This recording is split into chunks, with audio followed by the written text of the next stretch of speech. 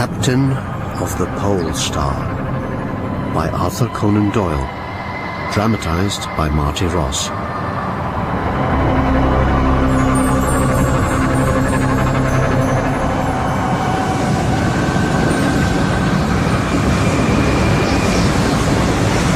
Mr. Milne! Hold your course, Mr. Milne! Sir!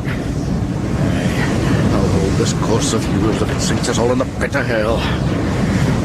But a Christian soul, what right have I to argue with my captain, signing his ticket to the eternal storm with the bow of his ship? Mr. Milne! Huh? My God! The ice out there! We'll all be killed! Killed, Dr. Ray. Aye. Don't you go worrying about that. There's a good lad. Captain Craigie up there. He knows exactly the crack between those icebergs he's steering for. And it's a more god-forsaken corner of sea he has in mind for us, I'll wager, than this wee shake of ice cubes. You're saying that just to reassure me, I know. The question in my mind, Doctor, is whether he reckons he's got something out there worth chasing after, or whether it's chasing him that same way. We'll know soon enough. Ah, for God's sake! Straight through, Mr. Milne, straight through! I hear you, Captain.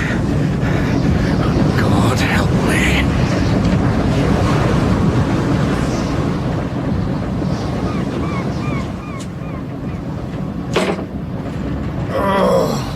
Morning there, Doctor. Looking a touch the worse for yon bumpy night? Is it a good or a bad sign, Mr. Williamson, that the Doctor's the sickest fish on the boat? Just mind when you next take to hurling over the rail. Aye. It lands in one of those ice floes. It could be floating alongside us for the next couple of days. I'm grateful for the benefit of your nautical experience, obviously, gentlemen. Mr. Milne. Assemble the men, Mr. Williamson. Captain Craigie wants a word with a lot of you. Men have had a rough night, sir. No rougher than mine. Or your captain's. It's how rough the captain's after making our next few nights it's got the crew griping. Mr. Williamson, as second mate you should know better than to bandy such chatter up here on deck. Sir? I'm the outsider on this voyage, Mr. Milne. But even I've been attuned to the general mood. Aye. Yet, there's no fellow more of an outsider on this ship than her captain. Oh, really? Aye. Back in Dundee, there's none would call him a friend or relation, nor know where he vanishes between voyages. Whaling! I reckon he took it up because he could find no other trade more likely to hurl him within spitting distance of death. Him and his poor bloody crew. He does at times seem a wee touch reckless. Yet there's no other captain would get a crew clear of those dangers with the same instinct for staying alive. I only wish I knew what it is he hunts in these waters. Something further out of reach than whale oil.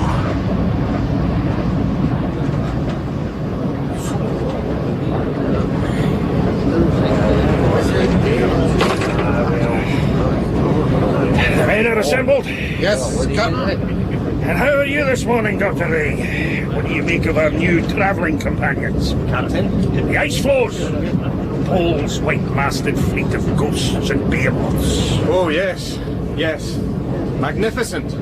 So long as we don't find ourselves hemmed in by them. Now that, of course, is the risk one takes. Good morning to you, men. Good morning, Captain. Fine sight to see you loafing about on a calm sea. A wild night you had, hadn't we all? You must have wakened this morning grumbling about that madman captain who drove you this far. Aye, Captain. The odd grumbling. Aye, what other sort of grumbling would come from the likes of you, Mr. MacLeod? No, you're right to be concerned. Mad I must be, dragging you further in these waters than any other whaler would dare go. Yet this is no other whaler. This is the Polestar, the ship that in its every year under my command has brought a richer haul of whale oil than any other in the Dundee fleet. And you, the crew that walks tall on account of it, who may leave your wives and sweethearts and, well, any other ladies of your acquaintance. You're referring to my mother, Captain. No doubt, Mr. MacLeod. Leave them, I say, sobbing their hearts out in the finest silk hankins and finer silk underwear, while the wives of other whaling men take in laundry or beg on the parish. And I am the captain who pointed you without fail to this wealth, and who tells you now that one day gone he saw from that masthead 22 fish in as many minutes and not one under 10 foot. A strip or two of ice is all that stands between them and us. And what fine figures you'd cut in the streets of Dundee after a catch like that, just so soon as you'd scrubbed off the stink of blubber. I know a lassie or two wouldn't worry too much about the scrubbing. We all get the lassies we deserve, Mr. MacLeod, I'm sure. So, what say you, lads? Do I turn us home now with Wales a gust of northwind away, or does the Polestar bump her way into harbour once again, so full and dripping with whalegut they think her a whale herself, and a Leviathan at that? What'll it be? So why don't we spear some fish? Let's get this deck cleared and that engine stoked, and we'll see if we can't get within spearing distance. Off you go! Captain, what if the wind blows from the south? Then it blows, and we prove the worth of our own guts. Aye, sir. What do you prescribe for fortitude, Dr. Ray? The odd spot of oration along those lines doesn't go amiss. Well done, Captain. You have a crew who'd sail both poles for you in a single day if they could. Well, they're whaling men. What safer world have they ever known?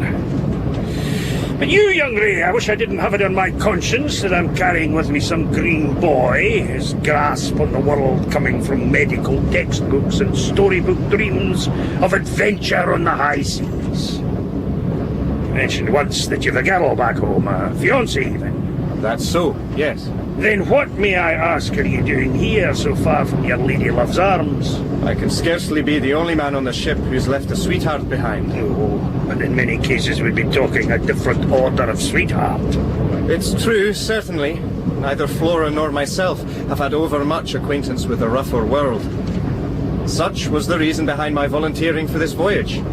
So I might go back to her, not as that green boy, but as a grown man with some wisdom as to the larger world's workings. A little salt weathering in his boyish cheek. How have we weathered you thus far? Adequately. Doubtless we'll rub a few more smooth edges off you before long. So long as we don't send you home a savage, likely to crush the thing you love in a whaleman's paw.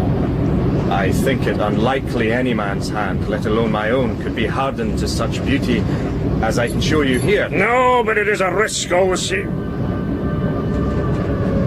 There. Here. Captain? Out there on the ice. Oh. Or sea, even. See? Can you not? I'm afraid I don't. Shh. No, how could you, cherishing your untested fancies of what love might be? Love? I know love. I've known. Was never less free of the knowledge than I am now. My apologies, Doctor. I've had a fraught day or so keeping the ship afloat. I merely wanted you to see my locket here. It holds a cameo of Flora. Flora? My fiancée. What has she to do with me that you dangle her pallid face before my eye? There! Flora! See if those fish gutters down there can't thumb a little colour into your cheeks? Captain! I protest! Mourning the loss of your keepsake. Oh, the keepsake I have. Better lovers have lost more than that. More none. Keep out of my way while you do it. I have a ship to steer. Where are you steering us, Captain? In that frame of mind.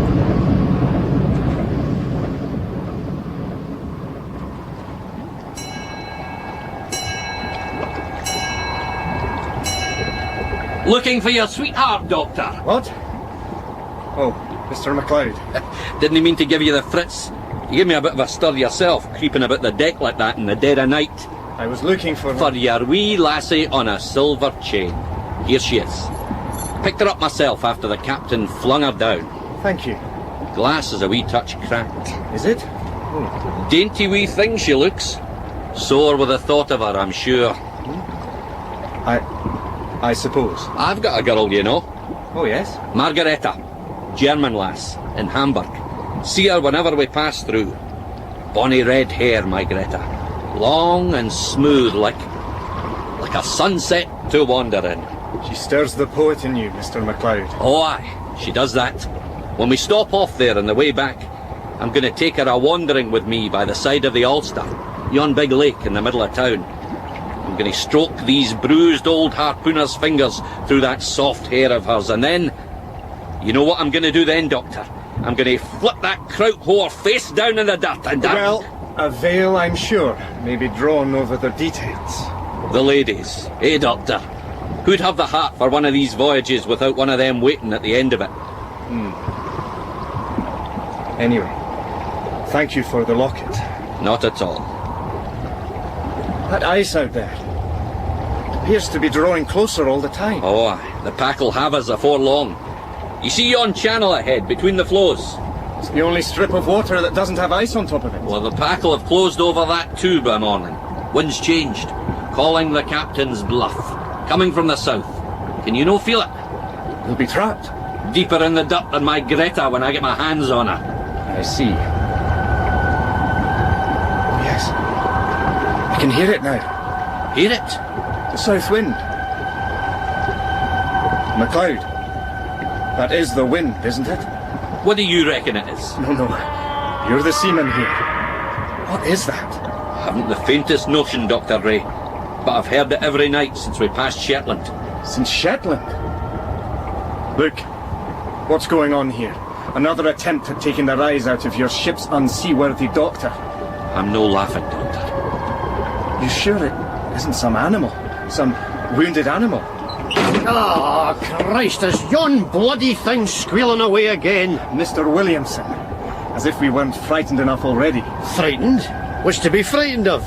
It's a bloody bear, out on the bloody ice, making a bloody racket, and keeping me from my kip for the umpteenth bloody night running. Mr. MacLeod says he's been hearing it from... Aye, from bloody Shetland. Mr. MacLeod's got his head stuffed in his granny's drawers. It's a bear, I tell you. A big fat arse bear, too bloody work shy to go and catch himself a seal, howling for scraps off us. Aye well, I'm for reminding him we got out and bloody hunted for what we got, and for reminding him we are bullet up the Jacksy. You're not going down there. All the ice anchor's fixed, ship's not going nowhere. We can get straight onto the ice floes from here. We? You've been riding the back of whales since you were old enough to pee standing up. You're no scared of some polar bear in its last legs, are you? If I thought it was that, I wouldn't be, no. Well, let me prove to you what a fearful woman you've been. Now get back there and grab yourself a rifle. You, Doctor, wait here. No, wait a moment. I want to see what's out there too. Then stick with MacLeod here. I'm a hunter, no a bloody babysitter.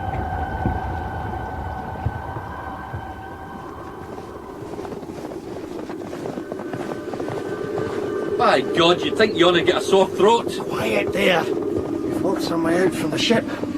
Whatever's making that din always seems to keep ahead. It's moving with us, tracking us like we're tracking it. It's a bear, I tell you. You'd think a bear with a slavers for us would keep its mouth shut. Why don't you shut yours? Doesn't it sound a little human? It's not so much as an Eskimo for 300 miles. But some other ship. There's no other ship would be in these waters. No other ship's got a captain like ours. Oh my God, there it is. I knew I'd miss it when it stopped. Did you see it? See what? I saw. What? Don't know what. It went behind there. That hummock in the ice. Reckon it did. I'll go round this way. You two come round from the other side, and we'll see if we can't trap it back there. Give me a minute or so before you start round yourselves. We'll hang around longer if you like. A minute, please. Wait! What did you see? 1 minute.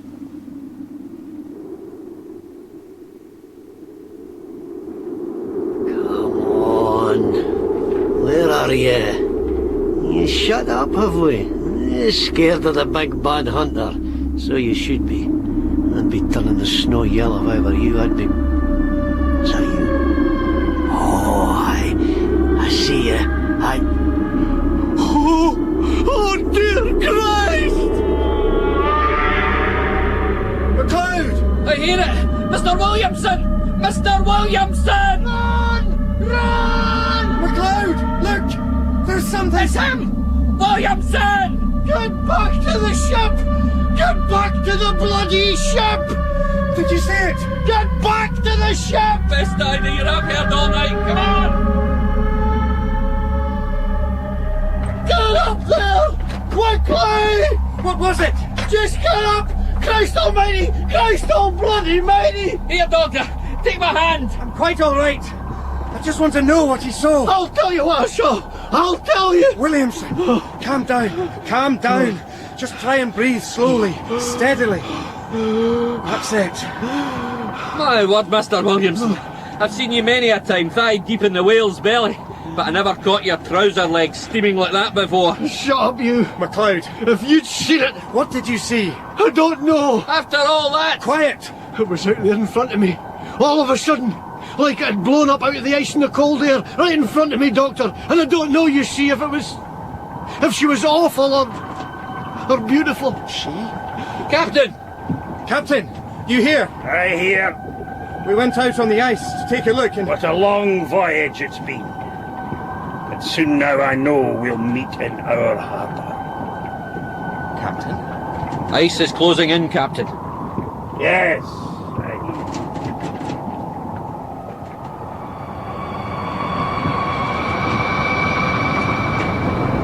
Yes. I'm sorry, Flora. So far away, am I? Flora? What in...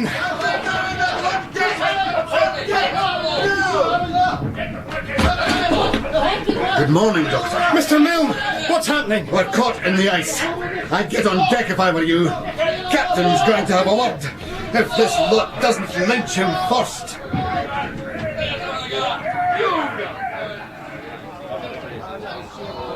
Mr. Williamson! The supplies, how do we stand? Half a tank of biscuits, 3 barrels of salt meat, How many days, man? half rations, 18, 20. We're doing a wee bit better for tobacco. Oh, that'll come in handy. Always popular with condemned men, sir, a smoke. You're not dead yet, Mr. Williamson. I haven't given the order. Mr. Milne, Sir. we're still afloat, I take it. Yes, sir. Ice has settled for the time being. Hull intact, but we're sealed in tight. Yet you're alive, every one of you. You at least have the things you desire still fast in your hands. Thus far this voyage, I have given more than I have received. Men! Men! I've brought you, as you see, to a fair old fix. If this ice clears, you remain within 3 weeks of home. If not, well, you're the crew of the Polestar and know what's required of you in these waters. You must quit the ship and make land across the ice. Live until spring, off the seals and anything else you can get a harpoon or a bullet near.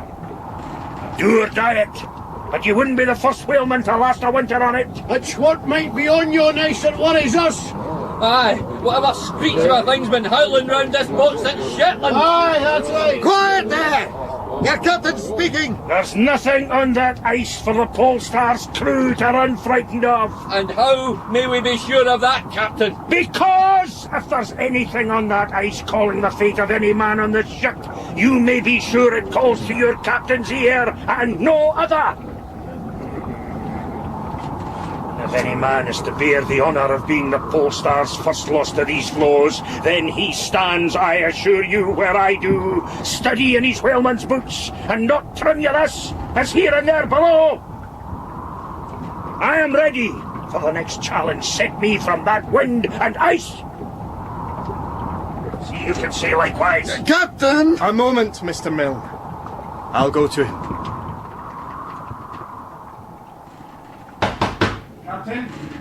Captain, are you there? It's Dr. Ray. Come in, why don't you?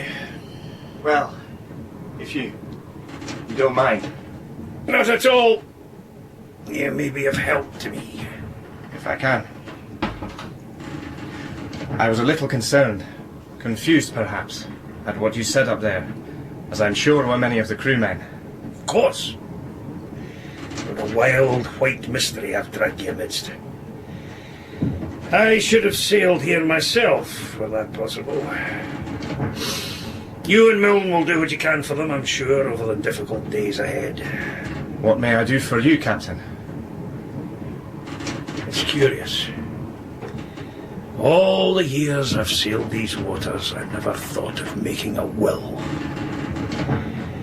But there is, here in my cabin, sell it and divide what you get among the crew, same proportions as the oil money. And what is this, Captain? This watercolour here, pinned to the wall. The young lady. Something beyond the average whaling man's notion of beauty, I would have thought. What does it say here? NB, is that? At 19. Who is she, Captain? She does not exist. Not anymore. Yet she is everywhere. Water chilled to ice. And isn't it the property of every captain, good or bad, to make his crew sail the length of his every dream and dread? Captain? Leave me, Doctor. Those 22 fish we're supposed to be chasing. Did you dream those? It's all a dream to me now, don't you see? All except her.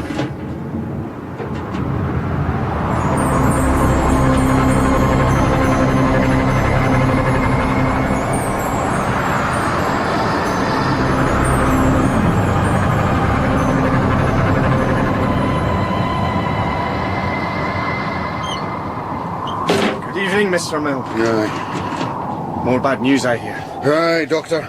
Blizzard moving in from the south. I'd be down below if I were you, tugging the blankets over my head. And yet, here, in the sunset, that ice is so bloody outrageously beautiful. Aye. Well, I'm a Presbyterian, Dr. Ray. Raised in little doubt that it's the beautiful things of the world that are likeliest to drown a man. And yet, can one be a man and not? Please, Mr. Milne, tell me that's the wind. It is the wind. But not just the wind. What does that thing want? What do you want? Where is it? That damn screeching! Mr. Williamson, you have neither mine nor your captain's permission to be waving a firearm around on the deck of this ship. Ship? This is no ship. Stuck here with that out there howling like some jackal, ready to pick our bones. I will see if a bullet or two can't guarantee us a quiet funeral. Mr. Williamson! No! Give me that rifle! Sir! It's that thing out there. We've a right to be frightened. You have nothing to fear from her. From me, perhaps. Captain, be careful. Here then, Mr. Milne. Before I do something uncaptainly, heaven knows, Mr. Williamson, I ought to put one of these bullets through your unfit skull. But that would just drown another moment of our song, and tonight more than ever, that song maps my voyage. I'll leave you, gentlemen, to yours. Here, you lass. Have your answer at last. Captain! We must go after him. He's running into the teeth of that blizzard. Can you not see it gathering? Is that all it is? All? That shape, rising before him on the ice. Captain! Doctor, watch! It'll be on us in a second. Mr. Williamson, catch him back! No! Look! It's a figure blowing up out of the snow! Captain! Captain!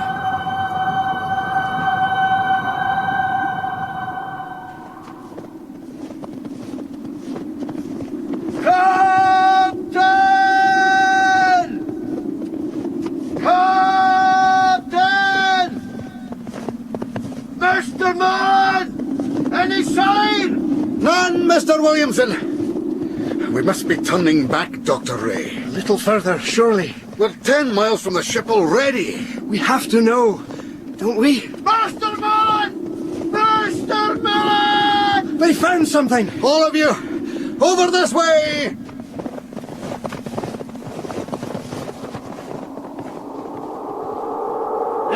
is, Mr. Millen? Aye, sir. Looking as dead as you'd expect. We owe him a better burial than lying there on his belly wrapped in all that snow. Yes. Yes. You, Williamson, MacLeod, come with us. Wait, Doctor! It's just the wind blowing across the floes. It's nothing. Oh, Holy Mother! It's nothing, nothing. Just the wind blowing the snow off him. You saw the shape it took, there, just before it blew away! It took no shape I could see. I saw. Doctor, please. Turn him over. Quickly, help me, please. Mind yourself there, Doctor. His face. What? His expression. Almost like joy. And his hands. Reaching for her still. That's enough. Now, come on. We have to get back.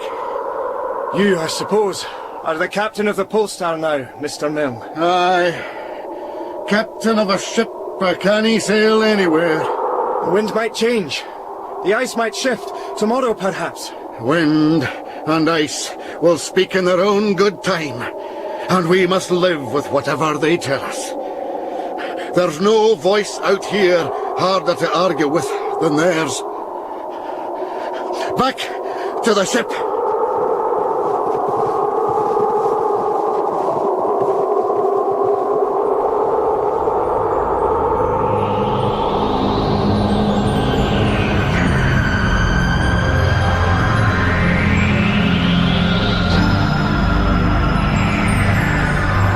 In The Captain of the Polestar, by Arthur Conan Doyle, dramatised by Marty Ross, Captain Craigie was played by Alec Heggie, Dr. Ray, Nick Underwood, Milne, James Bryce, Williamson, John Buick, MacLeod, Brian Pettifer.